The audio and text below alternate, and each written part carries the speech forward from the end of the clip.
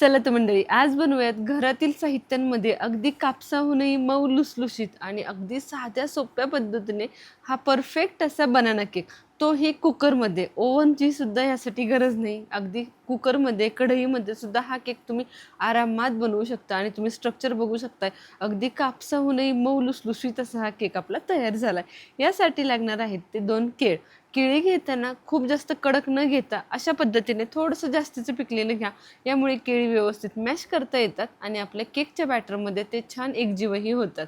त्यासाठी आवर्जून थोडी जास्त झालेली केळी घ्या. केळी जरी बाहेरून हलकीशी काळपट झाली असली ना, तरी आतून मात्र ती व्यवस्थित हवीत. तुम्ही हे केळ बघू शकताय, आतून अगदी परफेक्ट असं आहे. फक्त बाहेरची केळ्याची साल थोडीशी काळी झाली आहे, परंतु आतून मात्र केळं खूप जास्त पिकलेलं नसतं. फक्त ते हलकंसं मऊसूद असं झालेलं असतं. कारण खूप कडक केळी घेतली ना, तर त्याचा फ्लेवरही केकला परफेक्ट असा भेटत नाही. इथे आपण 1 कप मैद्यासाठी 2 केळी वापरणार आहोत. तुम्हाला जर केक जास्त क्वांटिटीमध्ये करायचा असेल, 3 केळी घेणार असाल, तर मैद्याचं प्रमाण थोडंसं जास्तीचं वाढवा. चला, केळी साल काढून घेतलेत. आता छोटे-छोटे ह्याचे पीसेस करून घ्यायचे आणि यानंतर आपण काटेरी चमच्याने याला छानपैकी स्मॅश करून घेणार आहोत. त्यामुळे छोटे-छोटे पीसेस केले ना, काटेरी चमच्याने छानपैकी स्मॅश होतात. केळ आवर्जून चमच्याने स्मॅश करून घ्यायचे. मिक्सरला फिरवू नका. मिक्सरला जर तुम्ही फिरवलं तर त्याचं पाहिजे असं स्ट्रक्चर आपल्या केळामध्ये भेटणार नाही आणि तेवढंच बॅटरही आपलं व्यवस्थित होणार नाही. त्यामुळे आवर्जून केळी ही चमच्याने स्मॅश करून घ्यायची आहेत. अगदी 2 मिनिटात केळी छान स्मॅश होतात. आपण छान मऊसूद अशी केळी घेतली होती, मीडियम पिकलेली घेतलेली. त्यामुळे मॅश करायला जास्त वेळसुद्धा लागत नाही. अगदी 2 मिनिटामध्ये अगदी सगळी केळी छानपैकी स्मॅश झाले. तुम्ही बघू शकता कशा पद्धतीचं हे बॅटर झाले. त्या अगोदर सांगितल्याप्रमाणेच की आपण मिक्सरमध्ये याला यासाठीच घालायचं नाही आहे, त्यामुळे हे असं दाणेदार बॅटर आपल्याला भेटणार नाही. चल, आता घेऊयात पुढची स्टेप करायला. 1 कप साखर, यामध्ये 2 ते 3 छोटे दालचिनीचे तुकडे घालून घेते. कारण या केकला सगळ्यात महत्त्वाचा फ्लेवर असणार आहे तो या दालचिनीचा. तुम्ही दालचिनीची पूडही वापरू शकता, परंतु मी इथे पूड न करता आवर्जून साखरेमध्ये दालचिनी घालून ती बारीक वाटून घेते. यामुळे काय होईल, दालचिनीचा सगळा फ्लेवर छान साखरेमध्ये उतरेल आणि परिणामी आपल्या केकला छान दालचिनीचा फ्लेवर भेटेल. आता इथे मी 1 कप साखर जरी दळून घेत असली तरी एवढी सगळी साखर आपण केकसाठी वापरणार नाही आहोत. मेजरमेंटनी पुढे सांगतेच. केळी आपली थोडीशी पिकलेली असल्यामुळे ती थोडीशी गोडसर आहे, त्यामुळे साखर अगदी बेताने घाला. इथे मी मैद्याच्या निम्म्या प्रमाणामध्ये साखर घालणार आहे. मोठा 1 कप मैदा घेतलाय, त्यासाठी मैद्याच्या निम्म्या प्रमाणामध्ये पिठी साखर घ्यायची आहे. हे तुम्ही प्रमाण अचूक असं ठेवलं ना, तुमचा केक परफेक्ट असा गोड होईल. कारण केळी गोड, साखर खूप जास्त पडली तर अजूनच आपला केक गोड होऊन जाईल. त्यानंतर घालायचं यामध्ये व्हेजिटेबल ऑइल. मैद्याच्या निम्म्या प्रमाणामध्ये साखर आणि साखरेच्या निम्म्या प्रमाणामध्ये तेल वापरायचे. हा रेशो अगदी परफेक्ट असा आहे हे आपल्या बनाना केकसाठी. तूप वगैरे काही घालू नका, डायरेक्ट तेल घाला. तेलामुळे टेस्टसुद्धा बॅलन्स होते. आता केळीमध्ये तेल मिक्स करून घ्यायचं. तेल व्यवस्थित मिक्स झालं की ही पिठी साखर घालायची. पिठी साखरसुद्धा व्यवस्थित अशी फेटून घ्या. तुम्ही जर साखरेमध्ये दालचिनी घातली नसेल तर या स्टेजला तुम्ही चिमूटभर दालचिनी पूड घालू शकता किंवा हवा असेल तर वेलची पूड घातली तरीही चालेल. परंतु बनाना केकमध्ये वेलची पूडपेक्षा दालचिनी पूडचा फ्लेवर खूप छान लागतो.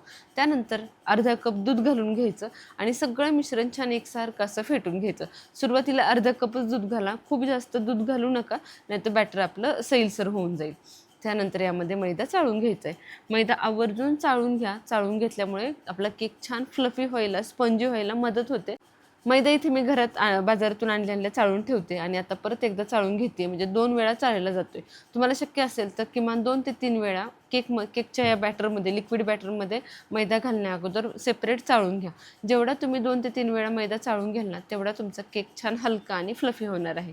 मैदा छानपैकी या सगळ्या मिश्रणात मिक्स करून घ्यायचा आहे आणि त्यानंतर यामध्ये घालणार आहोत बदाम आणि अक्रोड. बदाम आणि अक्रोड मी इथे थोडेसे क्रश करून घेतलेत. आता यातले निम्मे मी या मिश्रणामध्ये घालते आणि राहिलेले मी वरून गार्निशिंगसाठी बाजूला ठेवणार आहे. आता ड्रायफ्रूट्सही यामध्ये मिक्स करून घेऊयात. तुमच्या आवडीचे तुम्हाला हवे ते ड्रायफ्रूट्स तुम्ही यामध्ये घालू शकता. चला, बॅटर व्यवस्थितपणे मिक्स करून झालं की यानंतर यामध्ये सगळ्यात शेवटी बेकिंग पावडर आणि सोडा घालणार आहोत.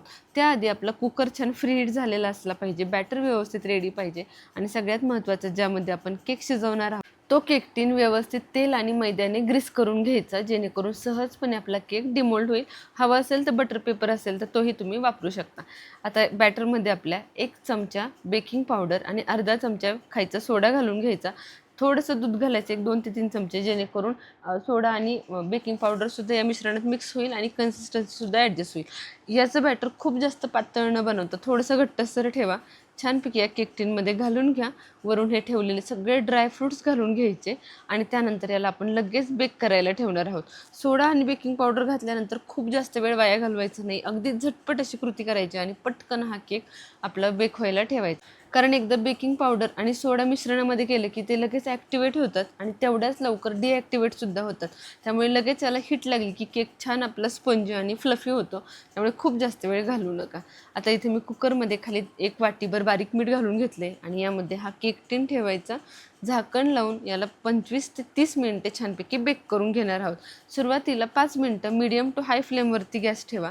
त्यानंतर गॅसवरती तवा ठेवायचा. तव्यामध्ये हा कुकर ठेवून मी छानपैकी याला बेक करून घेणार आहे. तुम्ही जर पातेल्यामध्ये करत असाल ना तर पातेलंसुद्धा तुम्ही डायरेक्ट तव्यावर ठेवू शकता. यामुळे काय होतं, केक खालून लागायचं टेन्शनच राहत नाही. केक अजिबातही खालून लागत नाही. पूर्ण 35 मिनिटं मी हा केक बेक करून घेतला आहे. 35 मिनिटं लागली मला पूर्ण केक बेक होण्यासाठी. कलर तुम्ही बघू शकता किती सुंदर असा आला आहे. तुमच्याकडे ओव्हन असेल तर ओव्हनमध्ये सुद्धा हा केक तुम्ही आरामात बेक करू शकता. यामुळे वरूनसुद्धा खूप कलर छान येतो. कुकर किंवा कढईमध्ये वरून तेवढा छान रंग येत नाही जेवढा की ओव्हनमध्ये येतो. चला, व्यवस्थित असा हा केक आपण डिमोल्ड करून घेऊयात. परंतु फरक काहीच पडत नाही. केक तेवढा स्पंजी फ्लफी होतो आणि टेस्ट तर भन्नाट अशी लागते. तुम्ही स्पंज बघू शकताय किती छान आणि हलका असा आला आहे. परफेक्ट असा हा केक आपला बेक झाला आहे. फक्त केक बेक झाला की नाही हे चेक करताना एका कडेने सुरी किंवा टूथपिक घालून बघा. केक व्यवस्थित शिजला असेल तर केक टिन कुकरमधून बाहेर काढायचा. केक थोडंसं थंड होऊ द्यायचा, डिमोल्ड करायचा आणि कपडा टाकून एक 10 ते 15 मिनिटं ह्याला झाकून ठेवायचं, जेणेकरून तो व्यवस्थित सेट व्हावा. चला, आता पीसेस करून घेऊयात केकचे. तुम्ही बघू शकता किती सहज पद्धतीने हा केक कट होतोय आणि इतका स्पॉन्जी झाला आहे की काही विचारायलाच नको. कोणाला वाटणारच नाही की तुम्ही इतका सुंदर केक केळी वापरून आणि तोही कुकरमध्ये बनवला आहे. चला, याच पद्धतीने आपण सगळे पीसेस छान आता कट करून घेतोय. अगोदर उभ्या आकारामध्ये मी पीसेस कट करून घेतले, आता आडव्या आकारामध्ये करून घेते, जेणेकरून छोटे छोटे पीसेस सर्विंगसाठी सुद्धा तुम्हाला सहज सोपे पडतील. तुम्हाला हव्या त्या आकारामध्ये तुम्ही हा केक आरामात कट करून घेऊ शकता. अतिशय सुपर टेस्टी आणि अतिशय हलका फुलका जाळीदार असा हा केक आपला तयार होतो. एक केक मी तुम्हाला सगळ्या बाजूनी पीस दाखवते. किती सुंदर असा रंग आला आहे आणि तुम्ही फ्लफीनेसही बघू शकता. अगदी सहजपणे तो दाबला तरी उभा राहतो. हा बनाना केक बनवताना आणखीन एक गोष्ट, केळाचा लेयर शिजल्यानंतर हलकासा खाली राहतो आणि मैद्याचा लेयर हा वरती येतो. त्यामुळे खालचा जो ओलसर भाग दिसतोय ना तुम्हाला, तो संपूर्णपणे केळाचा आहे आणि त्यानंतर वरचा भाग हा मैद्याचा असतो. चला, सुंदर असा हा आपला बनाना केक इथे तयार झाला आहे. तुम्ही सुद्धा व्हिडिओमध्ये सांगितलेल्या सगळ्या टिप्स आणि ट्रिक्स वापरून हा बनाना केक एकदा नक्की ट्राय करून बघा. कशी वाटली रेसिपी मला कमेंट सेक्शनमध्ये सांगायला विसरू नका. रेसिपी कशी वाटली हेही सांगा आणि आणखीन कोणकोणत्या रेसिपी तुम्हाला माझ्याकडून बघायला आवडतील हे सुद्धा कमेंटमध्ये सांगा. रेसिपी आवडली असेल तर लाईक करा, बनवायची असेल तर सेव्ह करा, कोणाकडून बनवून घ्यायची असेल तर शेअर करा. भेटूया पुन्हा एकदा अशाच टेस्टी रेसिपीसोबत. धन्यवाद.